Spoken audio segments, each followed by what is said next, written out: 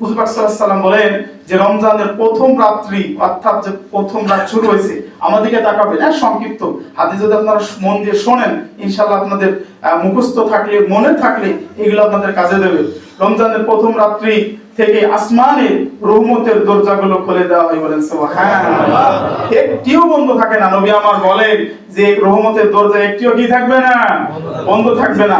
এই অবস্থায় রমজানের শেষ তারিখ পর্যন্ত থাকবে, এই রূপ খোলা থাকবে।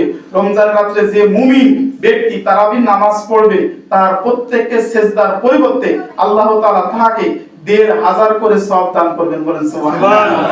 জোরে চিল্লায় বলেন সুবহানাল্লাহ। এখন তারাবি লাগবে কি লাগবে না? এই রমজান মাসে বাদে কি আর এই ১৫০০ সওয়াব আছে? সবাই বলে না যে আছে? সহজ সরল হাদিস, যদি আমি ভুল বলি আপনারা বাজার মুসলিম মানুষের কাছে শুনে নেবেন। যদি আমি বিন্দু মাত্র অতিরিক্ত বলি তাহলে ১৫০০ সওয়াব রমজানের বাইরে তো নাই। আর রমজানের বাইরে তো আপনারা জোড়ও করতে পারবো না, পারবো? তাহলে ১৫০০ সওয়াব একটা সেজদায়। তাহলে আমরা তারাবি পড়ি কত রাকাত? কয় রাকাত? 20 গুণ 30। ক্যালকুলেশন আপনারা করেন। নেকির প্রয়োজন আছে কি আছে না?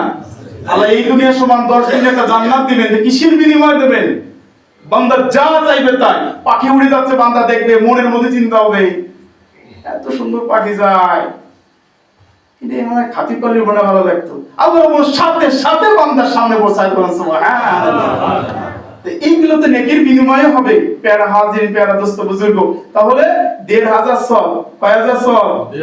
একটু মেহেরবানি করে তারাবিটা আমরা শেষ করতে পারবো না ইনশাআল্লাহ? এক মাস আপনার জন্য, আমার জন্য, আমাদের জন্য ভালো হবে ইনশাআল্লাহ। ১৫০০ সওয়াব। এবং তাহার জন্য বেহেশতে লাল ইয়াকুত পাথরের একখানা বাড়ি তৈরি করা হবে।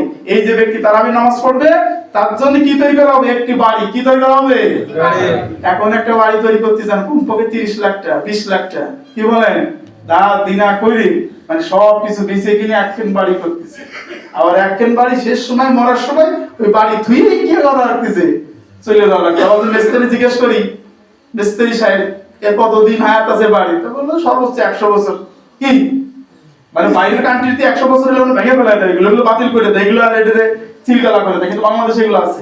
তো আমরা যত কিছুই করি না কেন, যে আল্লাহ রাব্বুল আলামিন তারাবি আমরা পড়বো, তারাবি পড়তেছি, কিন্তু তারাবির জন্য পুরস্কার। কত পুরস্কার? প্রথমে আসছে যে 1 রাকাত তারাবির জন্য ১৫০০ সওয়াব। কত? ১৫০০। এবার যে ব্যক্তি তারাবি পড়লো তার জন্য একটি বাড়ি, তার জন্য কি একটি বাড়ি, ফ্রি বাড়ি, শুধু এই মাসটা আদায় করতে হবে। একখানা বাড়ি তৈরি করে, বাড়িখানা ৬০,০০০ ফটক আছে। কত হাজার? ৬০,০০০ ফটক থাকিবে এবং প্রত্যেক ফটকে লাল ইয়াকুত মণ্ডিত স্বর্ণ একটি প্রসাদ থাকিবে। চিল্লায় বলেন সুবহানাল্লাহ। আমাদের দেশে শমশের বিন মুসা মোবাইল নাকি বলে শোনা, যা করে সব শোনা, বিদেশে বিভিন্ন জিনিস শোনা। আর যে ব্যক্তি রোজা রাখবে আল্লাহ রাব্বুল আলামিন তার যে বাড়ি দিবে, এই প্রসাদগুলো থাকবে যে স্বর্ণের একটি প্রসাদ, স্বর্ণের একটি। তাহলে যে আমরা যে জান্নাত শুনি যে 10 দুনিয়া শোনো 10 দুনিয়া, তাহলে আল্লাহ কত কিছু নিয়ামত সামনে রাখছে। কি বাবা যায় কি যায় না? বলে বাবা যায় কি যায় না? আল্লাহ দেবেন এই ব্যক্তিকে। যে ব্যক্তি এক রমজানে রোজা রাখে আল্লাহ তাআলা তাহার অতীত রমজানের ওই রমজানে, অর্থাৎ এই রমজানে রাখছেন 26 সালে, ওই 25 সালে ঘুরাই চলে যান, ওই তারিখ পর্যন্ত তাহার অতীতের গুনাহসমূহ ক্ষমা করিয়া দেন। চিল্লায়া সুবহানাল্লাহ, সুবহানাল্লাহ। এটা আবার বুঝেন না, আনতে পারো যে হুজুর কইছে গুনাহ মাফ হয়ে গেছে আর নামাজ পড়া লাগবে না, আবার সামনে রমজানে যে পড়বো। কি আছে না?